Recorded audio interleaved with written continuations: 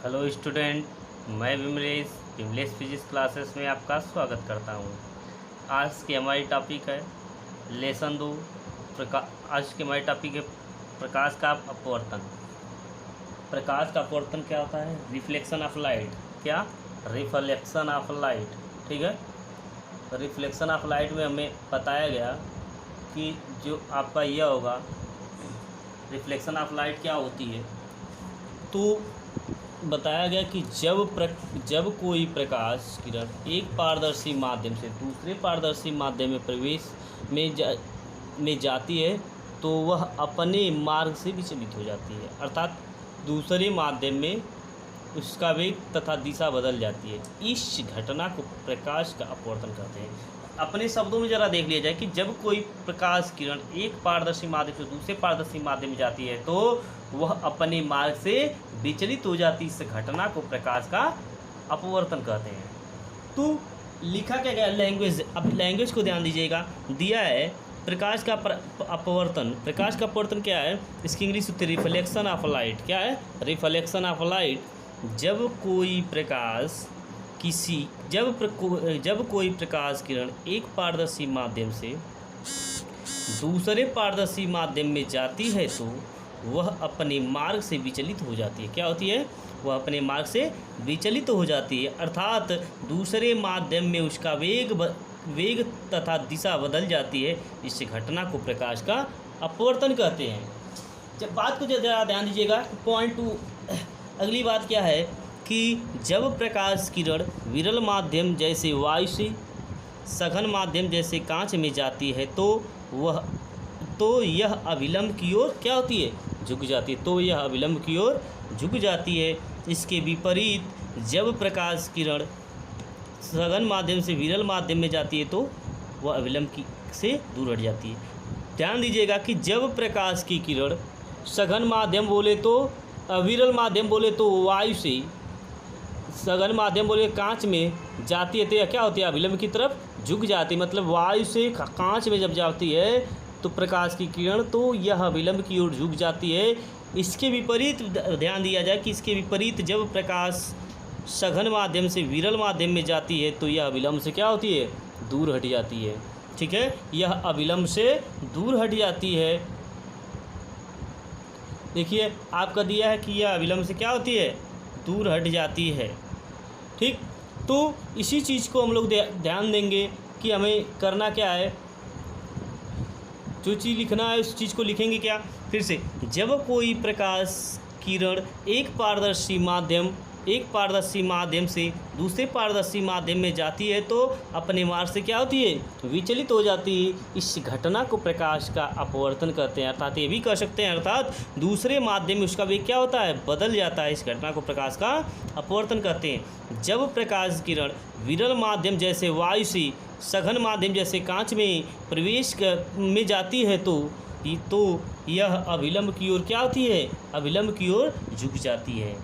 ठीक, इसके विपरीत क्या होती है? सघन माध्यम में जब प्रकाश सघन माध्यम से विरल माध्यम में जाती है तो अविलंब से क्या होती है? दूर हट जाती है। यह क्या होती है? अविलंब से दूर हट जाती है। अगली बात बताई गई कि प्रथम माध्यम में चलने वाली किरण OA आपतित किरण कहलाती है। जो प्रथम माध्यम में किरण चलती है उसे आपतित किरण कहते हैं तथा दूसरे माध्यम में जाने वाली यही किरण अपवर्तित किरण कहलाती है। क्या होती है? प्रथम माध्यम में चलने वाली OA जो किरण है तथा OA किरण आपतित किरण कहलाती है तथा दूसरे माध्यम में चलने वाली यही किरण AB अपवर्तित किरण कहलाती है। सीधे सीधे कहने का मतलब यह है कि पहले माध्यम में चलने वाली किरण को आपतित किरण तथा दूसरे माध्यम में चलने वाली किरण को अपवर्तित किरण कहते हैं।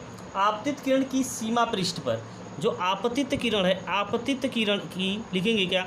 यह है आपतित किरण की सीमा पृष्ठ पर की जिस बिंदु A पर मिलती है, आपतित किरण सीमा पृष्ठ के जिस बिंदु A पर मिलती है उसे आपतन बिंदु कहते हैं। क्या कहते हैं? कि जो आपतित किरण होती है, आपतित किरण सीमा पृष्ठ के जिस बिंदु A पर मिलती है उसे आपतन बिंदु कहते हैं।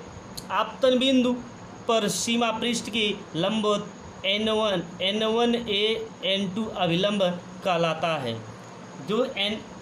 जो लंबवत रेखा अभिलंब कहलाता है। आपतित किरण और अभिलंब के बीच बना कोण क्या होता है? आपतन कोण कहलाता है। जो आपतित किरण होता है, आपतित किरण और अभिलंब के बीच बना कोण क्या होता है? आपतन कोण होता है। तथा अपवर्तित किरण और अभिलंब के बीच बना कोण अपवर्तन कोण होता है। आपतन कोण को I से और अपवर्तन कोण को R से रिप्रेजेंट करते हैं। क्या? आपतन देखिए दिया क्या है, फिर से ध्यान दीजिएगा बच्चों कि यह क्या कि आपतित किरण और अभिलंब के बीच बना कोण आपतन कोण और अपवर्तित किरण और अभिलंब के बीच बना कोण अपवर्तन कोण कहलाता है। आपतन कोण तथा अपवर्तन कोण क्रमशः I और R से प्रदर्शित करते हैं। आपतन कोण और अपवर्तन कोण को किससे प्रदर्शित करते हैं? I और R से प्रदर्शित बताया गया। देखिए फिगर से ज़रा समझ लीजिए कि यह देखिए OA जो है प्रथम माध्यम में OA आने वाली जो किरण होगी यह आपतित किरण और सीमा पृष्ठ पर टकरा कर दूसरे माध्यम में जाने वाली किरण को अपवर्तित किरण कहते हैं। ठीक है।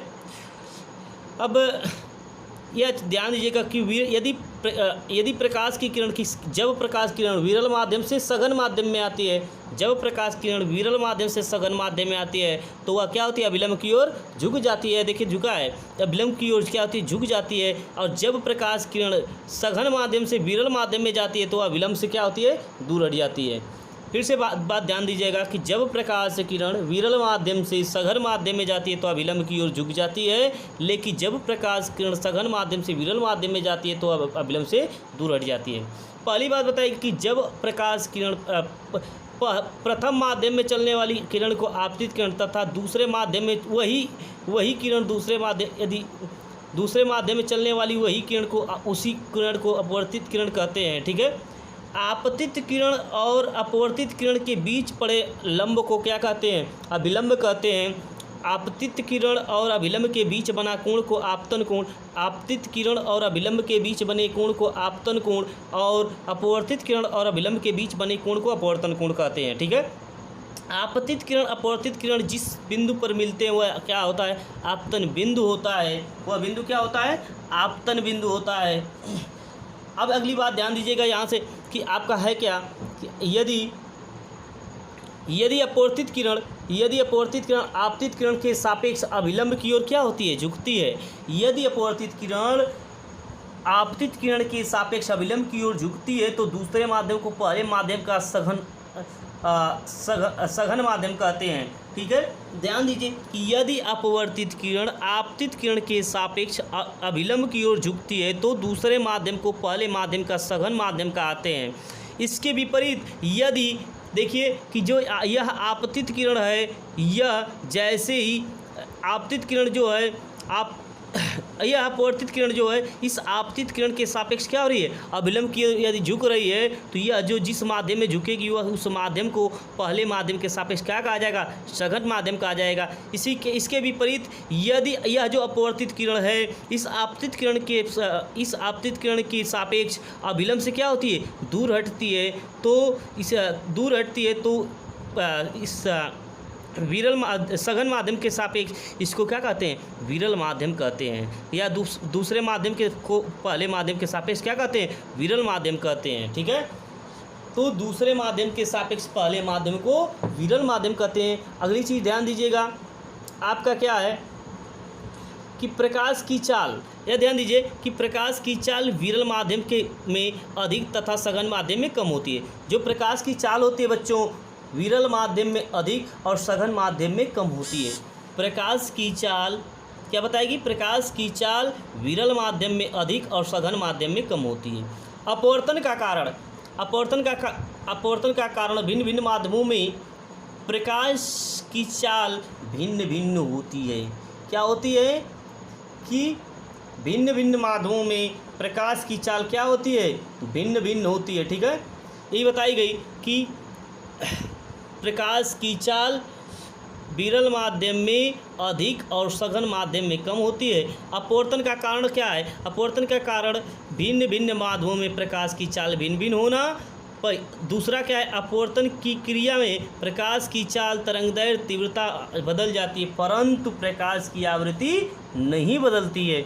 कहने का मतलब यह है कि यदि प्रकाश की जो चाल होती है विरल माध्यम में अधिक होती है और सघन माध्यम में कम होती है।